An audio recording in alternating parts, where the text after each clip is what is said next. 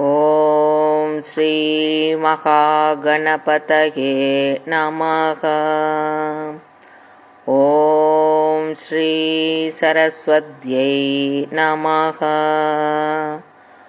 ஓம் ஸ்ரீ குருப்யோ நமக. அபிராமி அந்தாதி அருளுரை. உண்மையான பக்தி இருந்தால் சாத்தியமற்ற விஷயமும் சாத்தியமாகும் என்பதற்கு அபிராமி பட்டரின் வரலாறு ஒரு உதாரணம். தியானத்தில் இருந்த தனது பரம பக்தனான பட்டரிடம் அரசர் இன்றைக்கு என்ன திதி என்று கேட்டபோது அவர் அமாவாசை என்று கூறுவதற்கு பதில் பௌர்ணமி என்று கூறிவிட்டதால் அதை மெய்ப்பிக்கும் வகையில் அவர் தொடர்ந்து அந்தாதி பாடிக்கொண்டிருக்கும் போது 80வது பாடலில் தனது தாடங்கத்தை கலற்றி வானவெளியில் எரிந்து முழு நிலவாக வானில் பிரகாசிக்க செய்தாள். அந்த பேரொளியில் மூழ்கிய பட்டரும் மேற்கொண்டு 20 பாடல்களை பாடி முழுமையான அந்தாதியாக அன்னையின் மலர் பாதங்களில் சமர்ப்பித்தார். அன்னையினுடைய அழகை அருளையும் வர்ணித்து தமிழில் அருளப்பட்ட ஒப்பற்ற படைப்பு அபிராமி அந்தாதி. அவருடைய இயற்பெயர் சுப்பிரமணிய பாரதி. சோழ நாட்டில் வாழ்ந்தவர். இன்றைக்கு திருக்கடையூர் என்று சொல்லப்படுகிற திருக்கடவூர் பிறந்தவர். ஒரு அந்தணர். அவருடைய அப்பா பேரு அமிர்தகடேச ஐயர். அந்த திருக்கடையூர் கோயிலில் இருக்கிற ஈசன் அமிர்தகடேஸ்வரர். அங்கு இருக்கிற விநாயகருக்கு பேரு கல்ல விநாயகர். அம்பாள் அபிராமி. இறைவன் காலன் கால சம்ஹார மூர்த்தின்னு சொல்லுவோம். இறைவியினுடைய பெயர் பாலாம்பிகை. இந்த கோயிலினுடைய சிறப்பு என்னன்னா, நீங்க நவகிரகம் என்பது இல்லை. தல விருட்சம் இந்த கோயில்ல வில்வ மரம்.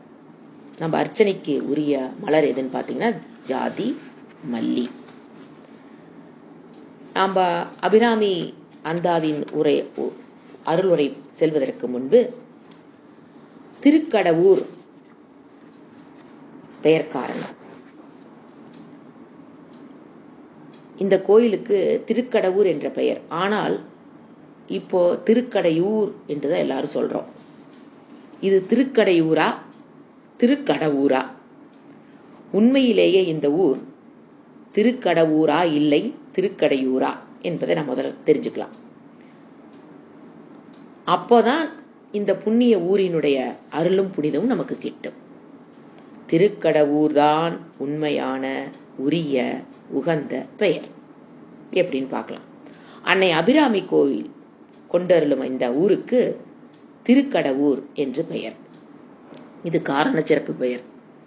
அதை எப்படின்னு பார்க்கலாம். அசுரர்களும் தேவர்களும் ஒன்று சேர்ந்து பார்க்கடலை கடைந்தனர். அப்பொழுது அதிலிருந்து அமிர்தம் உண்டாயிற்று. அனைவருக்கும் தெரியும். அசுரரும் தேவரும் பார்க்கடல் கடைந்து அதில் வரும் அமிர்தத்தை சரிசமமாக இருவரும் பங்கிட்டுக் கொள்வதாக முதலில் ஒரு உடன்படிக்கை செய்து கொண்டிருந்தார்கள். ஆனால் பார்க்கடலில் இருந்து அமிர்தம் வந்தவுடனேயே தேவர்களுக்குரிய பங்கை கொடுக்காமல் தாங்களே கவர்ந்து சென்றார்கள் அசுரர்கள். அதை கண்ட தேவர்கள் என்ன செய்வது என்று தெரியாமல் திகைத்து பதைவதைத்தார்கள். அப்பொழுது சில தேவர்கள் அசுரர்களுக்கு தெரியாமல் பெரிய குடத்திலே அமிர்தத்தை நிரப்பி பூலோகத்துக்கு கொண்டு சென்று விட்டார்கள். அந்த அமிர்த குடத்தை எங்கே ஒளித்து வைக்கலாம் என்று நாலா திசைகளும் தேடி பார்த்து வருகையில் அபிராமி கோயில் கொண்டிருந்து அருளக்கூடிய அந்த இடத்திற்கு வந்து அடர்ந்திருந்த காட்டின் ஒரு பகுதியிலே ஒளித்து வைத்துவிட்டு மற்ற தேவர்களையும் இங்கு அழைத்து வந்து அமிர்தத்தை சாப்பிடலாம் என்ற ஆசையோடு அவர்கள் தேவ உலகத்திற்கு புறப்பட்டு போனார்கள். ஆனால் திரும்பி வந்து பார்க்கும்போது அந்த அமிர்த குடம் அவர்கள் வைத்த இடத்தில் இல்லை. பற்பல இடங்களிலும் தேடி அலைந்தும் அமிர்த குடம் கிடைக்கவில்லை. அதனால் களைத்து போன சோர்ந்து ஒரு இடத்தில் சென்று அமர்ந்தார்கள். அடுத்தது என்ன செய்வதென்று தெரியாமல் தவித்தார்கள். அப்பொழுது தேவர்களே என்று அழைக்கும் குரல் கேட்டு திரும்பி பார்த்ததும், தாங்களே பெருமானே, தங்களை நினையாமல் துதிக்காமல் அமிர்த குடத்தை வைத்துவிட்டு போனதால் தான் அது எங்களுக்கு கிடைக்கவில்லை. அதனால் எங்கள் பிழையை பொறுத்து அமிழ்தகுடம் உள்ள இடத்தை காட்டி அருள வேண்டும் விநாயக பெருமானே என்று வேண்டி வணங்கி நின்றார்கள். தேவர்களின் வேதனையைக் கண்டு மனமிறங்கிய விநாயக பெருமான் ஒரு இடத்தை சுட்டிக்காட்டி, அந்த இடத்துல போய் பாருங்கள், உங்கள் அமிழ்தகுடம் இருக்கும் என்றார். முன்பே அமிழ்தகுடத்தை மறைத்து வைக்க வந்தபோதே என்னை வணங்கி என் உதவியை வேண்டியிருந்தால் இந்த அமிழ்தகுடத்தை உங்களுக்கு தெரியாமல் திருட்டுத்தனமாக கொண்டு வந்து இங்கே வந்து நான் ஒளித்து வைத்திருக்க மாட்டேன் என்றார் சிரித்தபடி. அதன் உட்பொருளை உணராத தேவர்கள் ஓடிப்போய் விநாயகர் குறிப்பிட்ட இடத்தில் பார்த்தார்கள். அந்த இடத்தில் அவர்கள் வைத்த அமிழ்தகுடம் இருந்தது கண்டு மகிழ்ந்தார்கள். உடனே அந்த அமிழ்தத்தை உண்பதற்காக அமிழ்தகுடத்தை ஆசையாக தூக்கினார்கள். ஆனால் அந்த குடத்தை அங்கிருந்து தூக்கவே முடியவில்லை. அதைக் கண்டு விநாயகர் அவருடைய அறியாமையை நினைத்து புன்னகைத்தார். தெரியாமல் கிடைக்காமல் இருந்த அமிழ்தகுடத்தை கிடைக்கும்படி செய்த விநாயகருக்கு நன்றி செலுத்த நினையாததனால்தான் இந்த அமிழ்தகுடத்தை அவர்களால் தூக்க முடியாமல் செய்தார் கணபதி. அப்பொழுதும் விநாயகரை வணங்க நினையாமல் வந்த தேவர்கள் யாவரும் ஒன்று கூடி அந்த அமிழ்தகுடத்தை பழமாக இழுத்து வந்து தூக்கினார்கள். ஆனால் என்ன அதிசயம், அந்த அமிழ்தகுடம் அற்புதமான அழகிய சிவலிங்கமாக மாறிவிட்டது. விநாயகருடைய அருளால் அமிழ்தகுடம் சிவலிங்கமாக மாறியதால் அதைக் கண்டு அமிர்த கடேஸ்வரர், கடம் என்றால் பானை என்று பக்தியால் அழைத்து பணிந்து போற்றி வணங்கினார்கள் தேவர்கள். அதனால் அன்று முதல் அந்த லிங்கத்துக்கு அமிர்த கடேஸ்வரர் என்று பெயர். கடம் என்றால் குடம் என்று பொருள். கடத்தில் இருந்த அமிழ்தம் லிங்கமாக மாறியதால் இறைவருக்கு மட்டும் அமிர்த கடேஸ்வரர் என்ற பெயர் ஏற்படாமல் கடமாகிய குடத்திலிருந்து லிங்கம் உண்டான ஊராகிய ஆனதால் அந்த ஊருக்கு திருக்கடவூர் என்ற பெயர் இன்றும் நிலைத்து நிற்கிறது.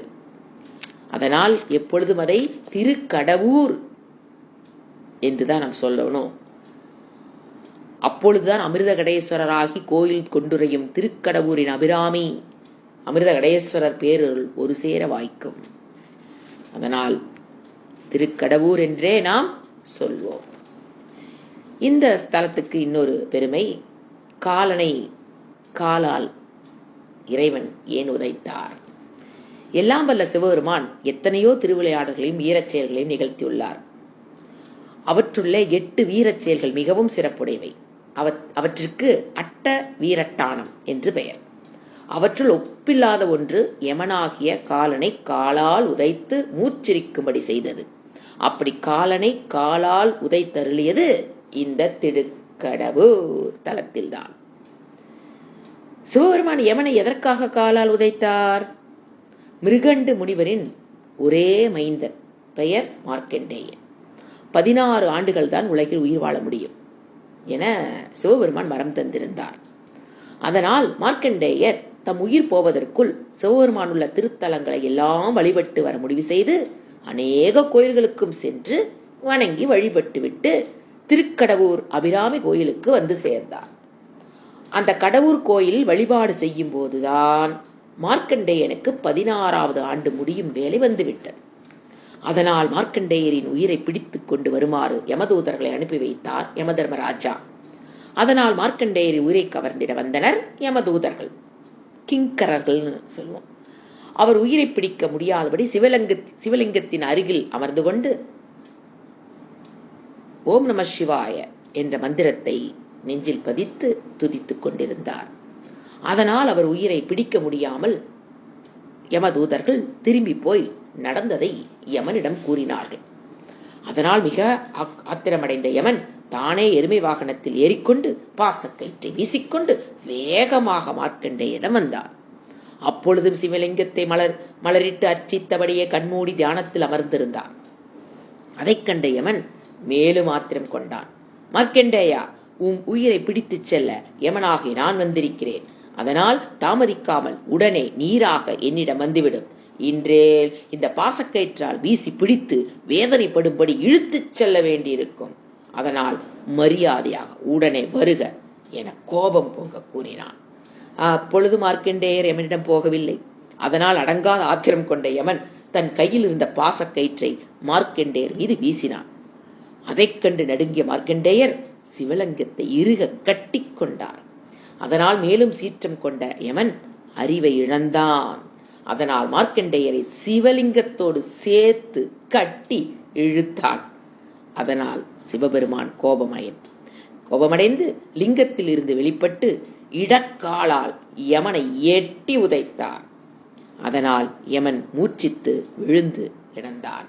அதைக் கண்ட தேவர்களும் திருமால், பிரம்மா முதலியார்களும் சிவனிடம் வந்து யமனை மீண்டும் உயிர் பெறத் தருள வேண்டும் என்று வேண்டி நின்றார்கள். பெருமானும் அவர்களுடைய வேண்டுகோளுக்கு மனமிறங்கி யமனை மீண்டும் உயிர் பெறும்படி செய்தார். அதைக் கண்ட திருமால், பிரம்மா எல்லோரும் சிவனை வணங்கி போற்றினார்கள். அதே சமயம் உயிர் பெற்ற யமன் தான் தெரியாமல் செய்த குற்றத்தை பொறுத்தருளுமாறு அஞ்சியும் கெஞ்சியும் வேண்டி தொழுதான். அப்பொழுது சிவபெருமான், யமனே, இனிமேல் இந்த திருக்கடவூரில் வந்து எம்மை பஞ்சாட்சர நாமத்தினால் துதித்து வழிபடுவர் உயிரை நீ எக்காரணம் கொண்டும் பிடிக்கக்கூடாது. அத்தகையவர்களை உயிரை எம்முடைய சிவகணங்கள் சென்று அழைத்து வருவார்கள். அதற்கு அடையாளமாக இந்த மார்க்கண்டேயன் இப்போதுள்ள 16 வயதாகவே, அதாவது என்றும் 16ஆகவே சிரஞ்சீவியாகவே வாழுமாறு அருள் செய்தோம் என்று கூறி மார்க்கண்டேயருக்கு என்றும் 16 இருக்குமாறு அருள் பாவித்து ஆசி வணங்கிச் சென்றார். அதைக் கண்ட மற்றவர்கள் வாழ்த்தியும் வணங்கியும் சென்றார்கள். அதனால் இந்த திருக்கடவூர் வந்து எந்த விதத்திலாவது வழிபாடு செய்து வணங்கினால் போதும், அவர்களுக்கு யமபயம் கிடையாது, சிவமயம்தான் கிடைக்கும் என்பது உறுதி. அடுத்து அபிராமி பட்டர் அவருடைய வரலாறு பார்க்கலாம். சுப்பிரமணிய பாரதி இவர் சக்தி உபாசகர். 6 சமயங்களில் ஒன்று சாக்தம் என்னும் சக்தி வழிபாடு. சர்வ லோகங்களுக்கும் உயிர்களுக்கும் கடவுளுக்கும் ஆதியான தாயானவள் சக்தி. அவளிடமிருந்தே சகல உலகங்களும் தோன்றின, வளர்ந்தன, வளர்ந்தும் வருகின்றன. மற்ற தெய்வ வழிபாட்டினும் சக்தி வழிபாடு இனியது, எளியது. சக்தி தாய்மை மிகு உள்ளம், சிறந்த கருணையுடையவள், பிழைகளை பொறுத்து அருள்பவள். மற்ற தெய்வங்களை விட அதிகமான அளவிலே இவளிடம் வரங்களையும் பலன்களையும் பெறலாம். இதனை மகாகவி பாரதி அம்பிகையை சரண் புகுந்தால் அதிக வரம் பெறலாம் என்ற அருள்மொழியால் தெளிவுபடுத்தி கூறியுள்ளார். பட்டரின் குடும்பம் பரம்பரையாக சக்தியை வழிபடும் வரும் மரபு பண்பு உடைய குடும்பம். அதே சமயம் சிவன், திருமால் போன்ற தெய்வங்களையும் வழிபட்டு வந்தனர். ஆனால் நம் பட்டருக்கு பக்தி சிந்தனை உதித்த நாளிலிருந்து சக்தியை மட்டுமே தீவிரமாக தியானித்து வழிபட்டு பாடி வந்தார். நாளுக்கு நாள் சக்தியின் மீது அபாரமான பக்தி தியானத்தில் மூழ்கி தம்மையே மறந்துவிடும் நிலைக்கு ஆளாகி விடுவார். அதனால் அபிராமி பட்டருக்கு பார்க்கும் எல்லா வயது பெண்களுமே சக்தியின் வடிவமாக தோன்றினர். அதனால் அவர்களை பராசக்தியாகவே மதித்து அவர் பாதங்களை தொட்டு வணங்குவார். அவர் பக்தியின் மேன்மையை புரிந்து கொள்ள முடியாதவர்கள், அவர் மீது பொறாமை கொண்டவர்கள் மட்டுமே அவரை பற்றி தாறுமாறாக தவறுதலாக கூறி பழிக்கு ஆளாகும்படி செய்ய முயன்று அதில் சிறிது ஆதாயம் கண்டார்கள். அதனால் அந்த பழியை முழுமையாக அவர் மீது சுமத்தி அவரின் பக்திக்கு களங்கம் உண்டாகும்படி செய்ய மேலும் நினைத்தார்கள். அன்று அம்மாவாசை. தஞ்சையை ஆண்ட சரபோஜி மன்னர் பூம்புகாரில் புனித நீராடினார். நேரே அரண்மனைக்கு போக விரும்பாமல் அருகில் இருந்த திருக்கடவூரில் எழுந்தருள் இருக்கும் அபிராமி அன்னையை வணங்கி வழிபட விரும்பி கோயிலுக்கு சென்றார். கோயிலில் தனி சிறப்பான வரவேற்பு. அபிராமியை வழிபட அரசர் வருகிறார் என்ற செய்தி அக்கோயில் நிர்வாகிகளுக்கு தெரிய வந்தது. அதனால் அக்கோயில் நிர்வாகத்தினர் பரபரப்பும் சுறுசுறுப்பும் அடைந்தனர். வெறும் அரசனை எப்படி வரவேற்பது, எந்த முறையில் மரியாதை செலுத்துவது என்று கலந்து ஆராய்ந்து முடிவு செய்து கொண்டிருந்தனர். அதனால் அரசரின் வருகையை மிகவும் ஆவலுடன் எதிர்பார்த்து பூரண கும்பத்துடன் சகல மரியாதைகளோடு தட்டமுடலாக வரவேற்புக்கு திட்டமிட்டனர். அதனால் அரசர் மிகவும் மகிழ்ச்சி அடைவார். காரணம், அம்மன் கோயிலுக்கும் அந்த கோயிலுக்கு உள்ளவர்களுக்கும் சன்மானம் வழங்க நினைத்திருந்தார். அரசர் இதுபோல முன்பும் சில சமயங்களில் சன்மானம் வழங்கியிருக்கிறார். அதனால் அத்தகைய சன்மானமும் சிறப்பும் அடைய வேண்டும், நமக்கு கிடைக்க வேண்டும் என்ற பெரிய ஆவலுடன் பெரிய ஏற்பாட்டை செய்து கொண்டிருந்தனர். மன்னருக்கு பலவிதமான மங்கள வாத்தியங்கள், வேத பாராயண முழக்கம், பூரண கும்ப மரியாதை, வரவேற்று கோயிலுக்குள் அழைத்து போய் எல்லா பகுதிகளையும் சுற்றி காட்டினார்கள்.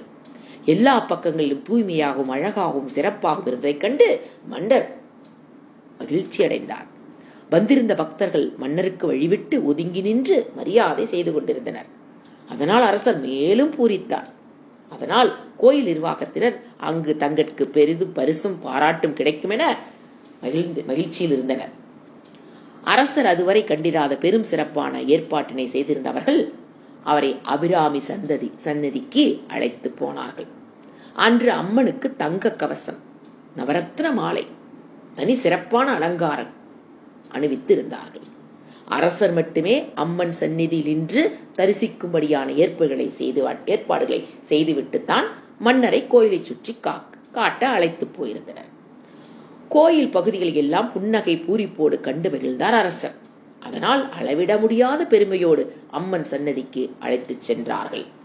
ஆனால் அங்கு அவர்கள் கண்ட காட்சி அதிர்ச்சி அடைய செய்தது. அரசருக்கும் அதனால் ஏமாற்றம், வருத்தம் ஏற்பட்டன. அப்படி என்ன கண்ட காட்சிதான் என்ன? அம்மன் சன்னதி நேர் எதிரிலே மற்றவர்கள் அம்மனை எளிதில் பார்க்க முடியாதபடி மறைந்து நின்று கொண்டு இருந்தார் ஒரு பக்தர், ஒரு பித்தர். பக்தரா பித்தரா? அங்கு எப்படி மறைந்தபடி நின்று கொண்டிருந்தார்? அபிராமி அன்னையின் பெரும் பக்தர். ஆனாலும் அவர் பக்தி உயர்வை உணர முடியாத கோயில் நிர்வாகிகள் அவரை ஒரு பித்தன், பைத்தியகாரன் என்று பழித்தனர், வெறுத்தனர். அதனால் அவரை அன்று கோயிலுக்குள் வராதபடி, அதிலும் முக்கியமாக அபிராமி சந்ததிக்குள் வர முடியாதபடி பலவிதமான கட்டுப்பாடுகளையும் தடைகளையும் உண்டாக்கியிருந்தனர். அத்தோடு நில்லாமல் அந்த உத்தமமான மகாபக்தர் மீது விரும்பத்தகாத, வேண்டாத, அற்பமான பல கதைகளையும் கூசாமல் கண்டபடி பரப்பினார்கள். அதனை மக்களிலும் சில பேர் நம்பவும் செய்தார்கள். அதற்கு என்ன காரணம்? அந்த அபிராமி பக்தர் கோயிலுக்குள் வந்து விட்டால், அதிலும் சிறப்பாக அபிராமி சந்ததிக்குள்ள வந்துட்டார்னா பெரும் பக்தி பரவசத்தில் தம்மை மறந்த சமாதி நிலைக்கு சென்று விடுவார். சமாதி என்பது ஒரு தாத்தா பேர குழந்தையின் கையை இறுக பிடித்துக் கொண்டு பாதையில் நடந்தது போலதாகும். தாத்தா பற்றியுள்ள பேர குழந்தையின் கையை விட்டால்தான் குழந்தை விருப்பம் போல் வேண்டிய இடத்திற்கு போக முடியும். அது போன்றுதான் சமாதி நிலை என்பதும். கடவுள் பக்தியில் ஈடுபட்டு தம்மை மறந்த நிலையில் ஆழ்ந்து விடுவதுதான் சமாதி நிலை. அத்தகைய சமாதி நிலை அடையக்கூடியவராக இருந்தார் அபிராமி பட்டர். அத்தகைய சமாதி நிலையில் ஆழ்ந்து விட்டால் சுய உணர்வு பெற்று எப்பொழுது எழுவார் என்று யாருனாலும் கூற முடியாது. சில சமயங்களில் கோயிலை பூட்ட வேண்டிய நேரம் வந்தாலும் கூட அவர் அந்த சமாதியில் இருந்து வெளிவர மாட்டார். அது கோயில் உள்ளவர்களுக்கு மிகவும் தொல்லை, தீர்க்க முடியாத சங்கடமாகவும் இருந்தது. அதனால் அந்த பக்தர் மீது ஆத்திரமும் அருவருப்பும் கொண்டனர். ஆனால் அந்த பக்தனான அவருக்கு அதனால் அவரை வரவேண்டாம் என்று சொல்லவும் முடியாத நிலையில் இருந்தார்கள். இவ்வளவுக்கும் அந்த அபிராமி பக்தர் மிக வயதானவரும் அல்ல, இளம் வயதினர். அத்தகைய பித்தரான அந்த பக்தர் எதிர்பாராமல் அரசர் வழிபட வந்த அன்று எப்படியோ எதிர்பாராமல் அபிராமியின் சந்நிதிக்குள் புகுந்து அம்மன் முன் நின்றபடி பக்தியில் ஆழ்ந்து விட்டார். அதனால் அம்பாள் சந்நிதிக்கு அரசர் வந்ததை அவர் அறியவில்லை. அறியும் வாய்ப்பே இல்லாமல் போய்விட்டார். அதனால் தான் கோயில் நிர்வாகிகளும் அரசரும் திகைத்து நின்றனர். கோயில் நிர்வாகிகளும் பணியாளர்களும் அவரிடம் சென்று எவ்வளவோ உரத்த குரல் கூவியும் அவர் அந்த இடத்தை விட்டு போகல. ஒன்றும் பயனில்லை. அவர் காதில் எதுவுமே விழவில்லை. அதனால் அவரை அங்கிருந்து தூக்கி அப்புறப்படுத்தவும் அஞ்சினர். ஆனாலும் அரசருக்காக அதையும் செய்ய துணிந்தனர். அதை கண்ட அரசர் அவ்வாறு செய்ய வேண்டாம் என்று சைகையால் தடுத்துவிட்டு அம்பிகைக்கு அர்ச்சனை வழிபாடு செய்து தீப அலங்காரம் காட்டும்படி கேட்டுக்கொண்டார். அதனால் வேறு வழியில்லாமல் அர்ச்சனை வழிபாடு முடிந்து அரசருக்கு அம்பாள் பிரசாதம் முதலின தந்து கோயில் மரியாதையோடு வழி அனுப்பும் நிகழ்ச்சியில் மும்முரமாக ஈடுபட்டிருந்தனர். அந்த சமயத்தில் அம்பாள் சந்நிதியை மறைத்தபடி நின்று கொண்டு வழிபடுவர் யார் என்று கேட்டார் அரசர். அபிராமி பக்தரை பற்றி சிலர் இல்லாதது பொல்லாததுமாக பொய்யாக கூறினார்கள். அதை கேட்ட பலர் அதிர்ச்சி அடைந்தார்கள். அந்த நிகழ்ச்சிதான் அந்த பக்தரை கோயிலுக்குள் வர முடியாதபடி தடுக்கும் வாய்ப்பாக அமையும் என்றும், அதுவும் அரசர் மூலமே செய்துவிட வேண்டும் என்றும் முடிவு செய்தனர். இவர் ஒரு அரைகுறை பைத்தியக்காரர் அரசரே. ஆனால் பக்தி பைத்தியம் போல் பாவனை காட்டிக் கொள்வார். தீய கெட்ட தேவதைகளை பூஜித்து சிறிது சக்தி பெற்றுள்ளார். அது மற்றவர்களுக்கு பாதமாகத்தான் முடியும். மேலும் இவர் ஒரு பெண் பித்தர். வெளியிலும் கோயிலும் பெண்களை தொடுகிறார். அந்த மாதிரி எல்லாம் நடந்து கொள்கிறார்.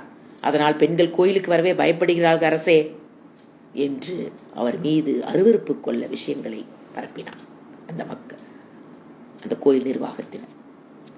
அந்த சமயத்தில் சந்நிதியில் நின்று அம்பிகை வழிபட்டு அகக்கண்ணால் தரிசித்துக் கொண்டிருந்தவர் சமாதி நிலை நீங்கி தம் உணர்வு பெற்றவராக கண் விழித்தார். அப்பொழுது அங்கு நடைபெற்ற நிகழ்ச்சிகள் எதுவும் அவருக்கு தெரியாது. அதனால் அம்மன் சந்நிதியில் இருந்து வெளியேற முற்பட்டார். அந்த சமயத்தில் அரசர் மற்றவர் வற்புறுத்தலால் அந்த பித்தரிடம், இன்று என்ன திதி என்றார். அம்பிகையின் அருள்முக தரிசனமே அவரிடம் முழுமையாக இருந்ததால் இன்று பௌர்ணமி என்று பதில் கூறினார். அதனால் அதிர்ச்சி அடைந்த அரசர் மற்றவர்கள் கூறியபடி இவர் ஒரு பைத்தியம் என்று முடிவு செய்து கொண்டார். அதனால் கோயில் வாசிகள் விரித்த சதிவலையில் அரசர் மயங்கி விழுந்து விட்டார்.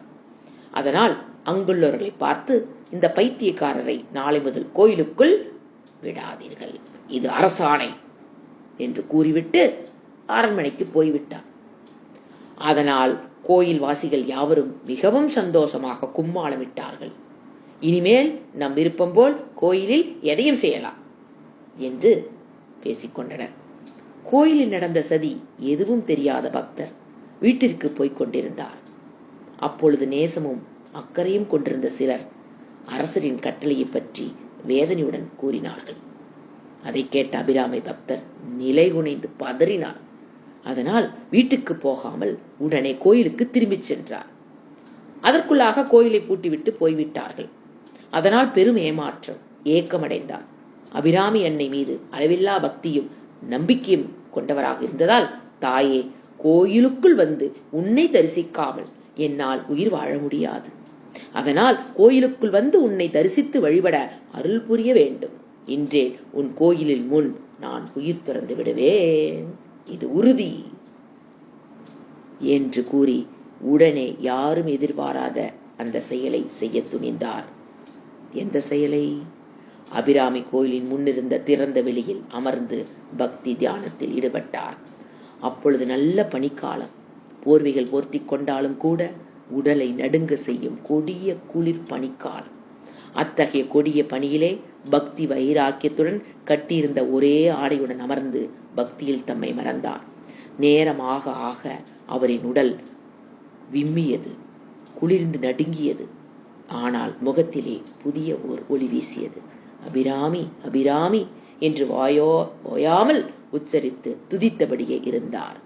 மக்களும் அங்கே வந்து குவிந்து கொண்டே இருந்தனர். அரண்மனையை சென்றடைந்த சரபோஜி மன்னருக்கு மனம் ஏனோ அமைதியாக இல்லை. தூக்கமும் சரியாக வரவில்லை. புரண்டு புரண்டு படுத்தும் தூக்கம் வராமல் தவித்தார். அப்படியே வெகு நாழிகை கழிந்தது.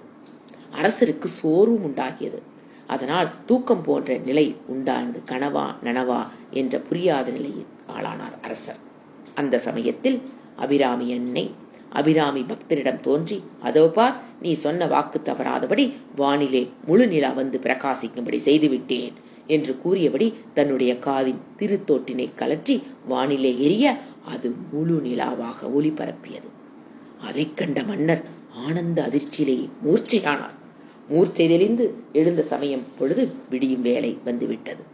அதனால் பதைபதைத்து போய் சில வீரர்களுடன் வேக வேகமாக திருக்கடவுர் அபிராமி கோயிலுக்கு புறப்பட்டார். அதே சமயத்தில் பக்தி பரவசத்தில் ஆழ்ந்திருந்த அபிராமி பக்தர் திடுமென ஆவேசம் கொண்டவர் போல் அவரையும் அறியாத நிலையிலே அற்புதமான அருள் பாடல்களை கொட்டும் அருவி போல் பாடினார். அதை கண்டும் கேட்டும் கூடி நின்ற ஊரார் பலரும் அவர் அருள் பாடல்களை கேட்டு காரணம் புரியாத பய பக்தியில் இருந்தார்கள். முதலில் தாரமர் கொன்றையும் என்ற அருள் பாடல் அணை திறந்த வெள்ளமென வெளிப்பட்டது.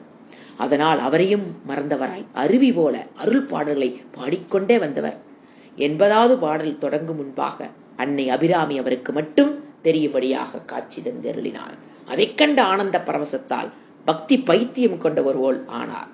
அதனால் 80வது பாடலில் தாம் தரிசித்த அன்னையின் அருள் தரிசனத்தை ஆனந்த பெருக்குடன் கூட்டியவா என்னை தம் அடியாரில் என்ற திருப்பாடலை பாடி முடித்ததும், அம்மா, தாயே, அபிராமியே, என்னை ஆட்கொண்ட தெய்வமே என்று பரவசத்தால் கூவியபடி மூர்ச்சையானார். அதை கண்டவர்கள் என்ன செய்வது என்று தெரியாமல் திகைத்தார்கள். அவர்கள் சிலர் அபிராமி பக்தர் வாழ்க வாழ்க என்று வாழ்த்தினார்கள். அந்த சமயத்தில் சரபோஜி மன்னர் அங்கே வந்து சேர்ந்தார். பக்தரின் பரவச நிலை, மக்களினுடைய பக்தியை கண்டதும் மன்னர் அடியோடு மாறிவிட்டார். அபிராமி பக்தரே, அபிராமி பக்த சிகாமணியே, தங்கள் உயர்ந்த பக்தி அறியாத நான் தான் பித்தன், நான் தான் பைத்தியகாரன் என்று அவர் திருவடியில் வீழ்ந்து வணங்கினார்.